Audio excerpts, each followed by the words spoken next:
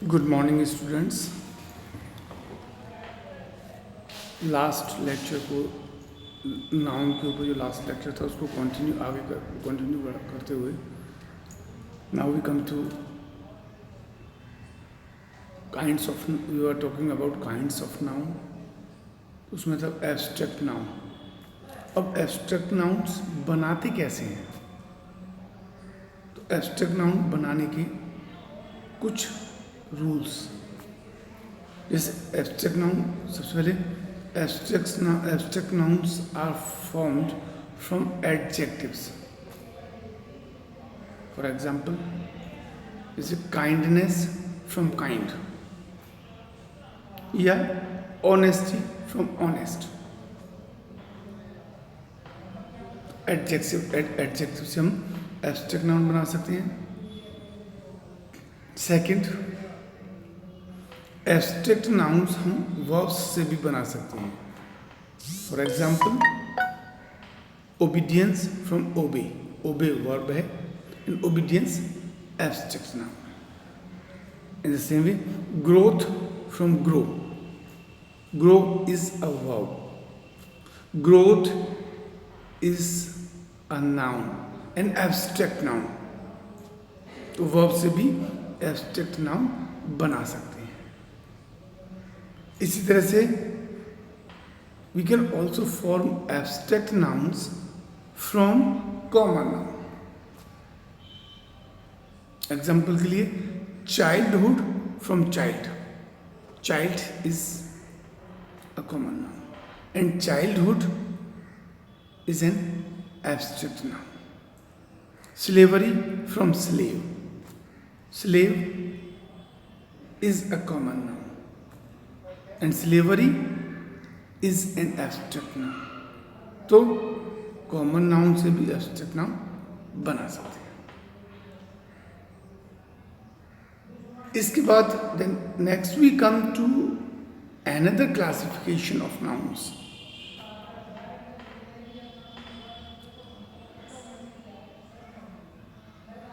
So there are two types of noun.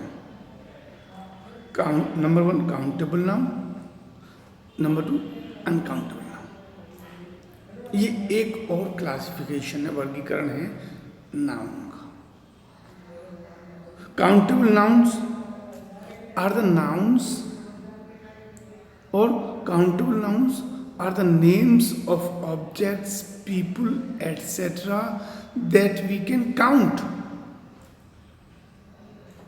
कोई भी noun जिसे हम काउंट कर सकते हैं वो काउंटेबल नाउन है। बुक, पेन, कोई भी चीज जिसे काउंट कर सकते हैं वो काउंटेबल नाउन है।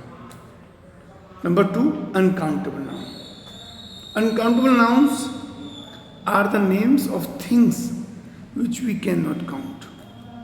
For example, milk, sugar, honesty, oil. इन ऐसी चीजें जिन्हें हम काउंट नहीं कर सकते वो अनकाउंटेबल नाउन में आते हैं। तो ये एक और क्लासिफिकेशन था अनकाउंटेबल नाउन का। Then we come to gender.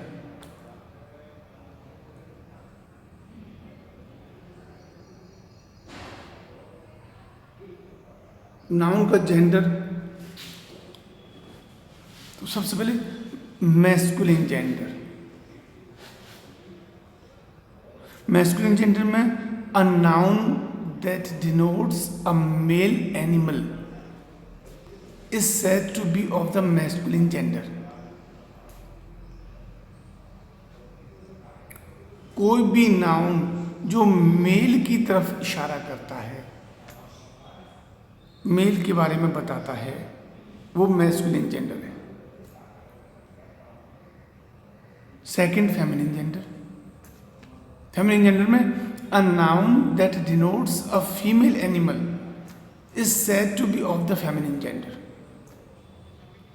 कोई भी नाउन जो फीमेल की तरफ इशारा करता है वो फेमिनिन जेंडर में आता है। Then common gender.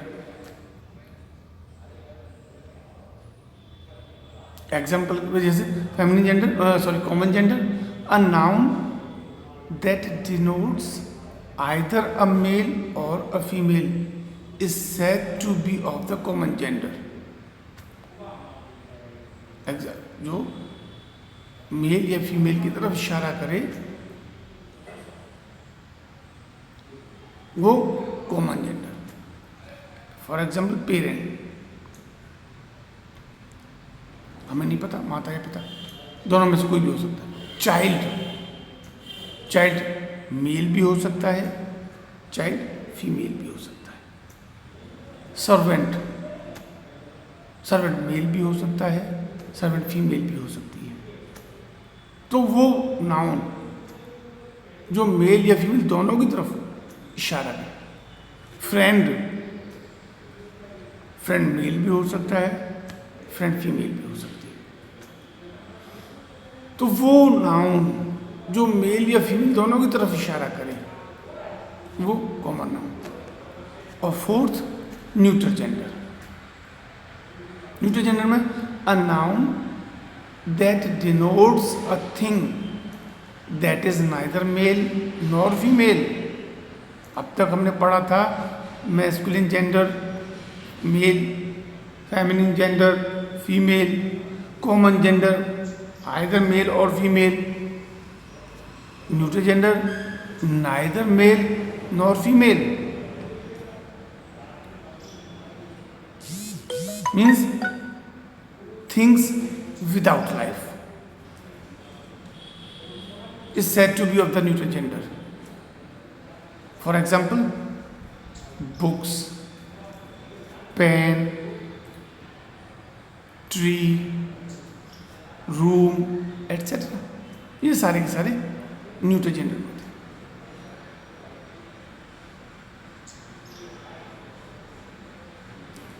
यहाँ एक चीज विशेष ध्यान देनी है। Sometimes objects without life are often personified. Sometimes objects without life are often personified. That is spoken of as if they were living beings. कभी कभी हम अमूमन लिटरेचर में आपने देखा होगा कि हम जो लाइफलेस चीज़ें हैं उनको पर्सोनिफाई करते हैं और ऐसे उनके बारे में बात करते हैं जैसे वो living human beings, living beings. ऐसी स्थिति में we regard them as males और फीमेल्स। इस बात को ध्यान रखना।